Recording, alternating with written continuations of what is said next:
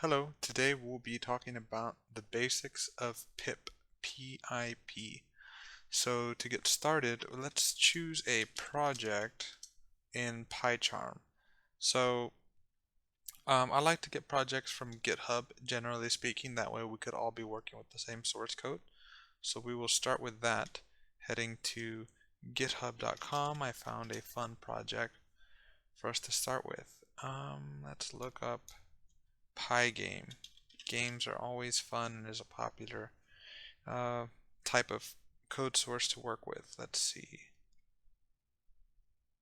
I believe it was Flappy Bird. Let's copy the code into our IDE. If you have a previous project, you could just close it. File, close project,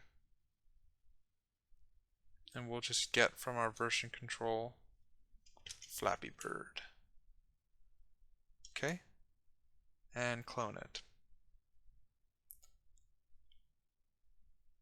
If it comes up with this pip env environment, don't worry, we'll be using git, so just cancel that.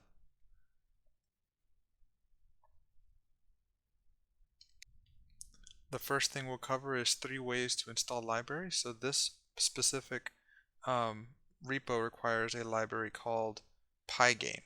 So there will be 3 different ways to install it. The first and most basic way is to go to File, Settings, and remember this is Pycharm only, File, Settings, Project, and Python interpreter.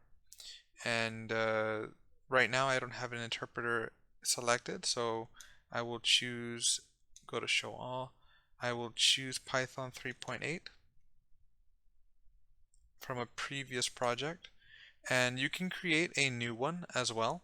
I believe you have to create a new project and create a new interpreter, and it'll come up with something like this, and you will find that there are only 2 packages in yours. So what you would do is install by pushing the, you would push the plus, let me go back. You would push the plus right here to install a library. You would type in pygame and you would install it, okay? Additionally, from here, you can uninstall Pygame. So you would select it and you would uninstall it, right? Yes, we will uninstall it. Pygame also comes with all of these other libraries here, right here, those, and I believe these right here. So when I installed Pygame on the previous interpreter, all these other ones came in as well. So right now I've just uninstalled Pygame and the game won't work. It shouldn't work. Let's run it. See, it says right now there is no module or library named Pygame. A second way to install the library is to go to the terminal, and you have to make sure that it is selected in the directory of the code source. So that would be in the same directory as pip file right here, pip file and pip lock. Those are how the pip settings are loaded. So then you could do something like pip install pygame, right? And it will install that way. And now you would be able to run flappy.py, right? So just run it. And there you go. You got the Flappy Bird and it works and you die. So the last way to do it would be, let me just uninstall it. The last way to install libraries is to install Pygame. Is to install it from within the text itself. So you would go over here to Pygame and you would say it would come up here at the top and it would say missing requirements, would you like to install, and you would hit yes. You can also add imported packages to requirements. So generally speaking, there is a way to add a file called requirements.txt, and this is like standard.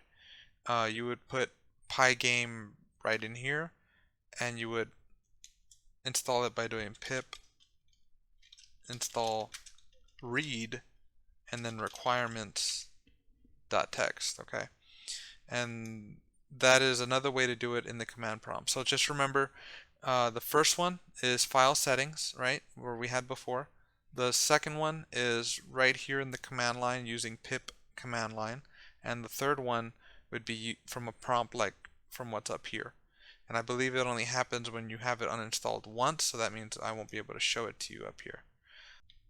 But where are these libraries coming from, right? That would be a question as to like what exactly is pip. So pip libraries come from a repository that is called PyPI. It's an index of packages of Python projects, right? Like projects that other people could use all put into one place. So if I were to search Pygame into PyPI itself, you would see these uh, libraries here under the same names, and they can each be installed using pip install. So for instance, if I wanted to install Pygame GUI, I would do pip install Pygame GUI. Pip install Pygame GUI. And it would download 0.5.7, which is from PyPI. See, 0.5.7. And the reason I know that is because each of these projects, the name is the text without the number. And the latest version released is going to be the number on the right based on this date. So that means if I were to install Pygame using pip, it would end up being 2.0.1, and the last time it was updated was December 24th, 2020. Another one would be something like pandas, okay? So you have different versions of pandas here. You have Flask, which is for making websites in Python. And that version would be 2.0.1. So this is essentially where pip in Python gets its libraries. It gets it from a repository or an index of a bunch of different libraries which you can install just in command line or the three other ways I just mentioned.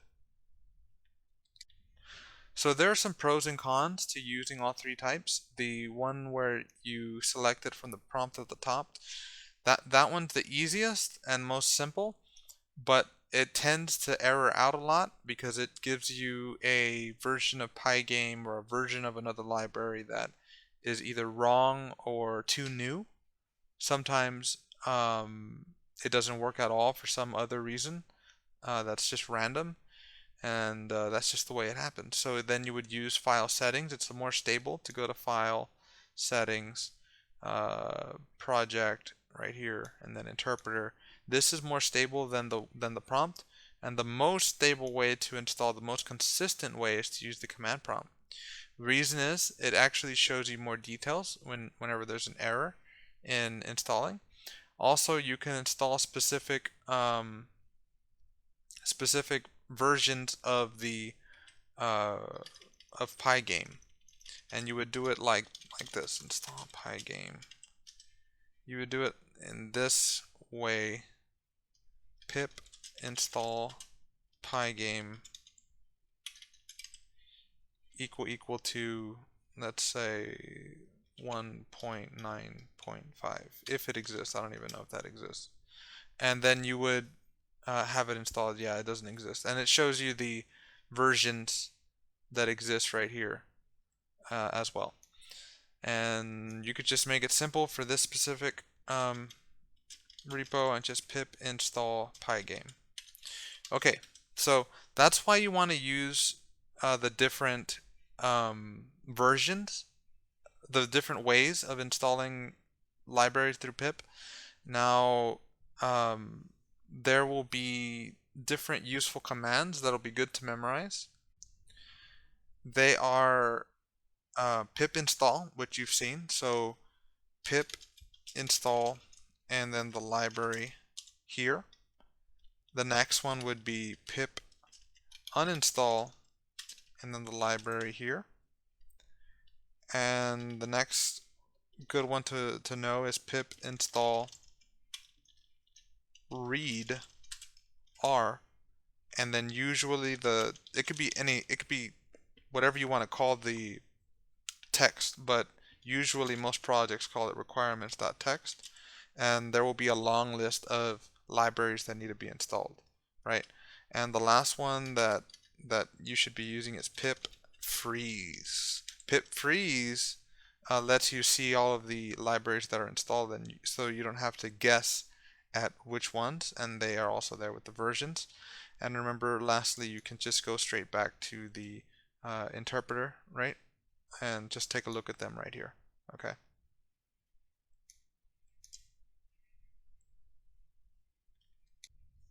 Okay, so lastly, I want to talk about the interpreters. If you were to take a look at this interpreter, you'll be able to see, if you go to show all, you'll be able to see a long list of interpreters which you've used in the past or created. And sometimes you download the interpreter with the code source, sometimes you create it on your own and build up the libraries.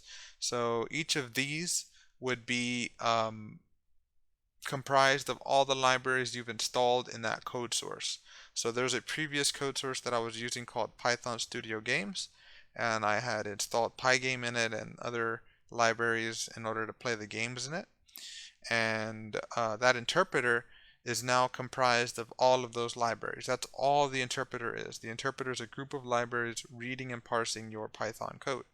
So you can choose any interpreter, it's no big deal, and that's also called an environment.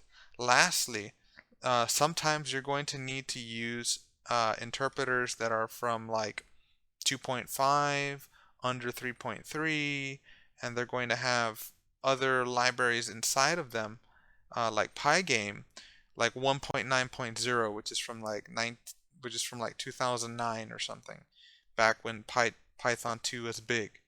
And so for that reason, you have to use an older version of, when you use the older version of pip, all of the libraries are from that time as well. So that's essentially what happened to Python 2. Python 2 is back in time with all the libraries. So I hope you learned something. That's the end of this video, and have a good day.